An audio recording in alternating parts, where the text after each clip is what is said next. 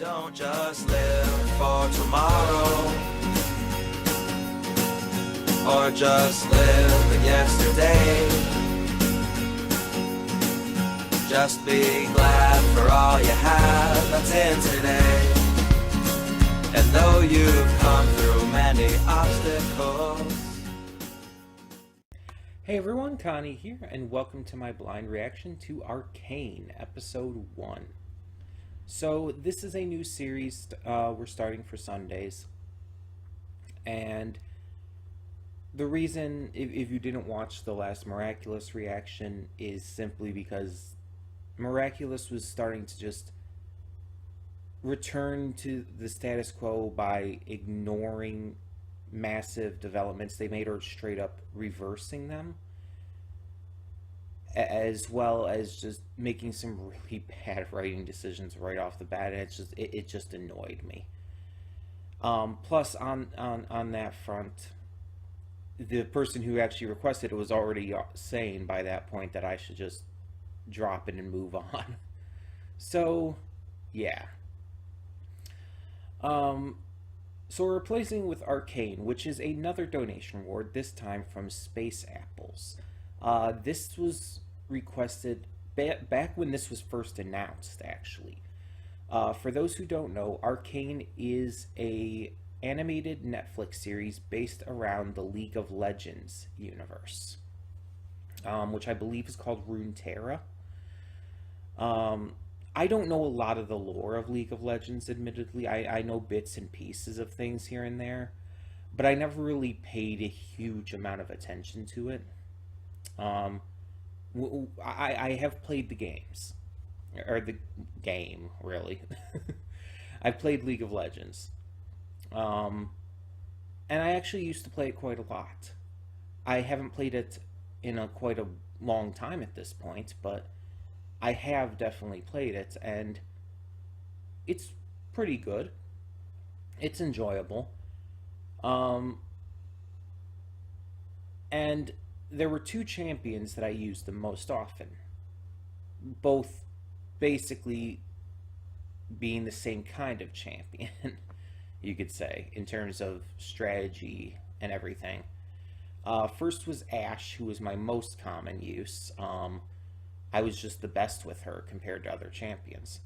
And the second was one of the stars of this series, Jinx. So yeah. I know very little about Jinx's actual backstory. I know she is the sister to Vi, who is also in this series. I know she's insane. And apparently this is going to give us backstory to that. Which probably already exists, but some people might just not know about it. So yeah. I'm definitely interested to see what other champions end up making their way into this, and just how this series ends up going. Now, I'm definitely interested to see how this goes, but I'm also interested to see like what people think about this, because I don't think I've seen many like thoughts being shared around social media yet. I don't think I've seen people like actually sharing their thoughts. This is being released 3 episodes a week, and we're a little behind regarding that. But I've seen some reactors putting up some reactions to it, some reactors that I watch. So I'm going to be checking out their reactions to it afterwards, after I have seen the episodes and all. Well, I'm going to check them out like each episode as I watch, but still. And I'm really interested to hear what other people think of this, because League of Legends itself has a bit of a negative view from a lot of people, just because a lot of the community within it tends to be pretty toxic, especially when playing. Now, I've never had an issue with that because even while playing, you can just kind of ignore the people who are playing with you. It's usually not audio based unless you're playing like with someone else, like and using Discord or whatnot to communicate. You don't hear what they're saying, so it's like the toxicity doesn't come through unless you really watch the chat screen, and you don't have to do that. You can play without looking at the chat screen like ever. Yeah, it does help to coordinate things during a match, but it's technically not entirely necessary. As long as you have your defined roles, you should be fine ignoring the chats completely. I've never had too much of an issue with it for the most part.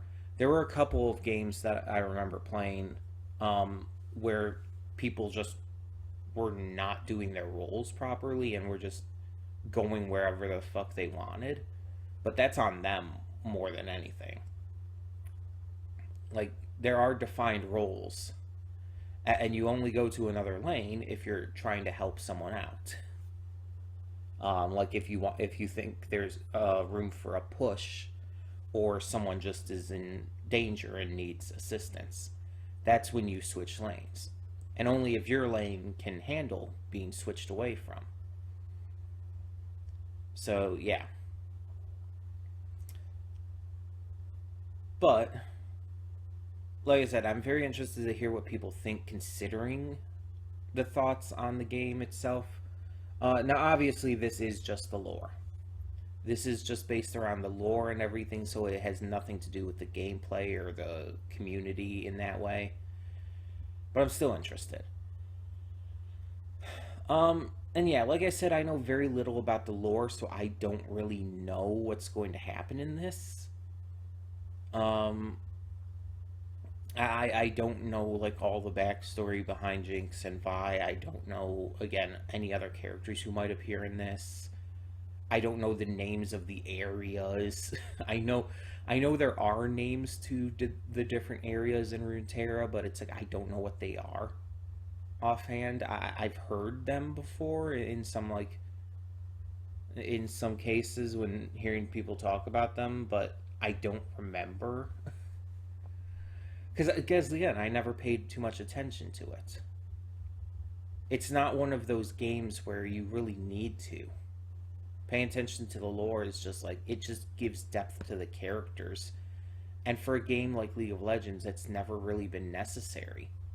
Because that's not what the game is about. But I am interested. So we're going to get into this, hope for the best, and see what this has in store. This is, I believe, 9 episodes. So getting through this, we should be able to get right back to Fire Force after, which we're going to get back to after Miraculous, but we only watched 2 episodes of Miraculous, so we're just going to get to this series as well, because we want there to actually be time before we get back to Fire Force. Otherwise, taking a break means nothing, you know? It doesn't actually fulfill its purpose unless you actually take the break. But either way, let's just get this started. So, when the screen fades to black, pause this redirect. Excuse me. And go to the description below. Follow the link to the reaction, and after you watch it, come back here to the redirect and resume play. Because after it fades to black, then it fades back in, everything from that point forward will be my afterthoughts and will contain spoilers to the episode. So, that being said, thank you so much for tuning in, and I will see you at the reaction. And we are back, and we'll begin with spoilers in 3, 2, 1, now. So, I looked it up, and these are not the same voice actors from the game. So, there is that.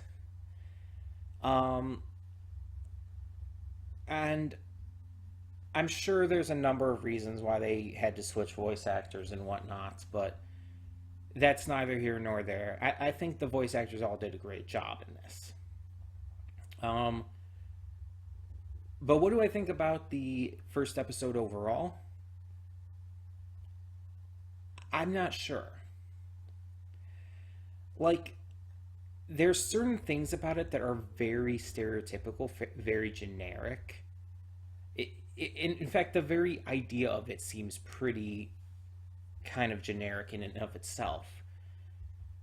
Our main characters live in this kind of slums underground city. They resort to stealing from the well off in the main city and are basically seen like as street rats and stuff and everything, and are basically just doing this to try and survive. And it's like, the problem with this is it's been done to death. So at some point, they're going to need to do something different here.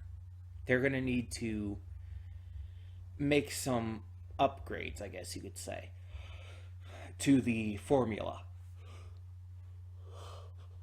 in order to keep it interesting.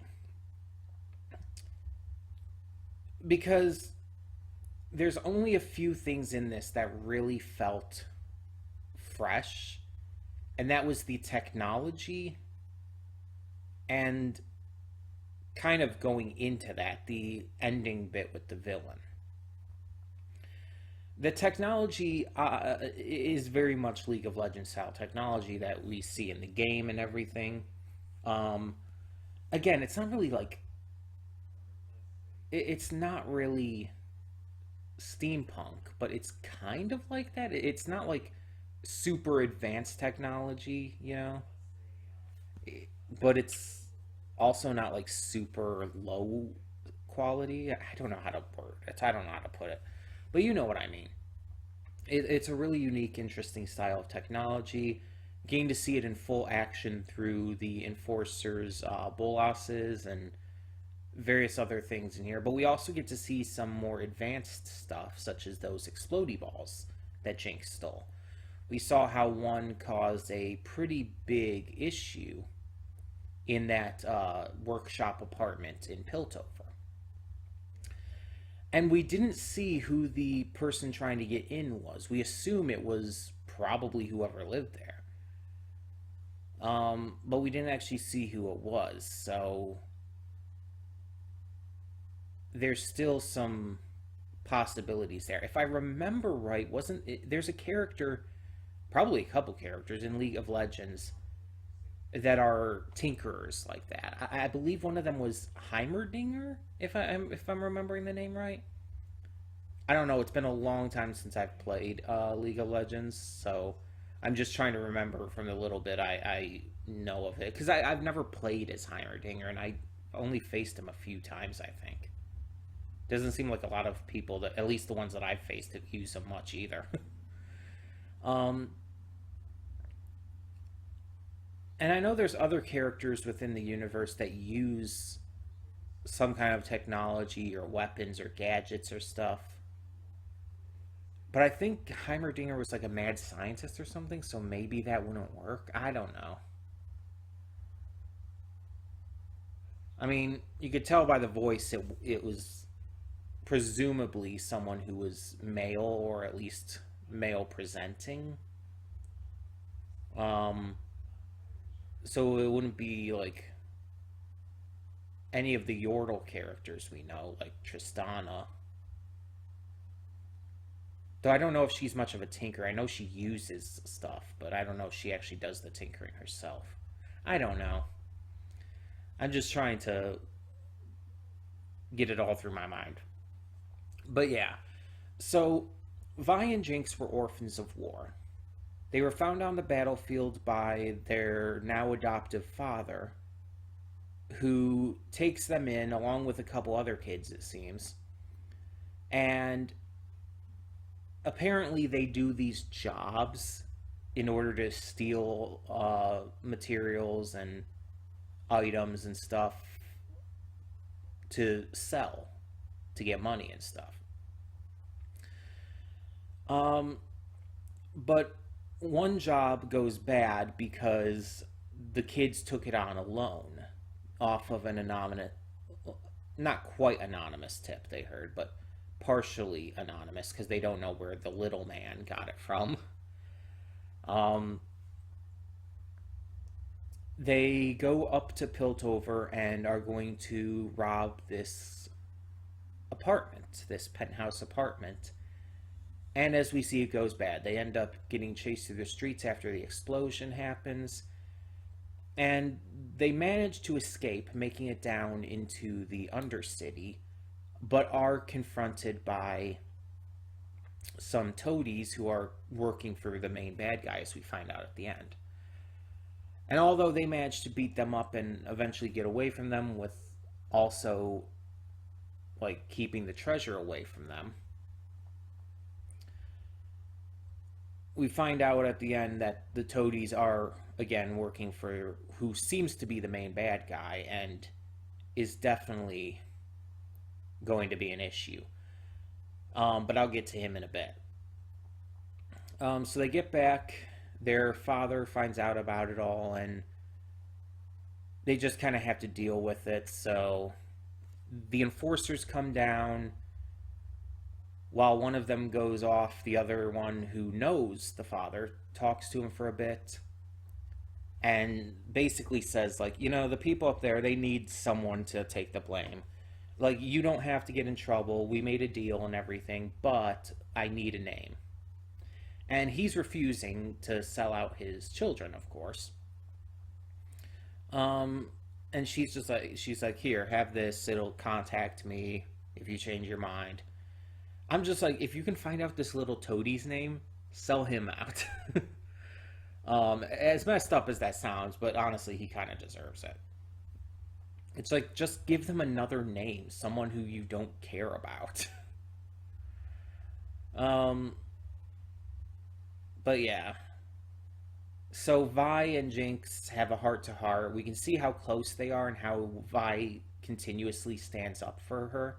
I should say Powder. She's not going by Jinx at this time, I guess. But yeah, Vi is standing up for her constantly against the other kids who seem to not take her seriously and seem to be upset at her, quote-unquote, messing up. But Vi's on her side, and they have a little heart-to-heart on the building, and it's cute and nice. But yeah, then we get to the ending. The bad guy, after roughing up the toadie a little bit, basically feeds his cat to a rat. He puts the cat in the rat's tank. The cat thinks, oh, look, free meal. And then the rat drinks something from a hamster bottle. And it's like, all of a sudden it like mutates or something. We don't actually see what happens to it exactly. We only see like a glimpse of the beginning of the transformation. And then it attacks the cat and it mutilates the cat. Like, we don't see it, which is a little disappointing. But we see the effects of it. We see like blood and shit flying. We hear what's going on. It's like, oh my god, that's actually really fucked up. Jesus. It's like I figured it was going to happen. I could tell it was going to happen because like a lot of things in this were very predictable. But it was interesting, and it definitely raises a lot of questions and a lot of issues.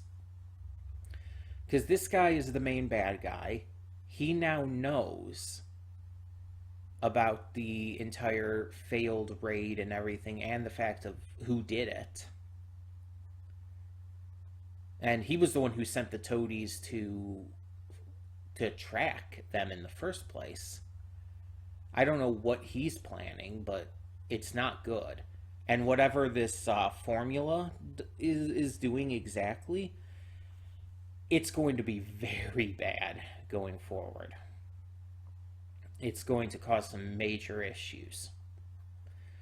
In terms of Powder in this episode, she's obviously at this point not the Jinx that we know from the game.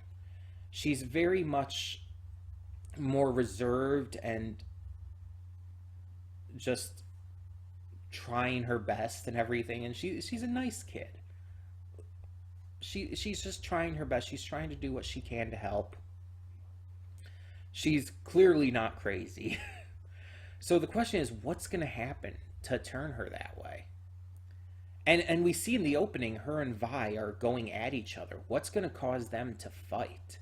Like, to be on separate sides? There's a lot of questions involved in this.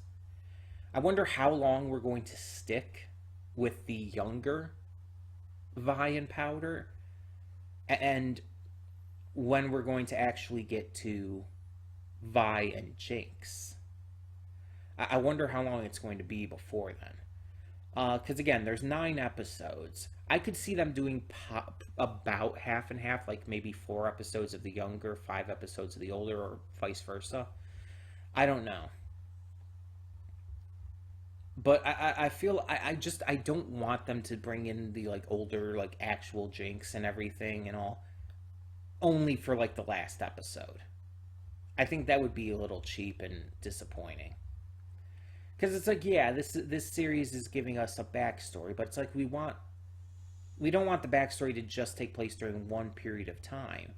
We want there to be more to it, and we want there to be, you know, we want to see Jinx, let's be honest.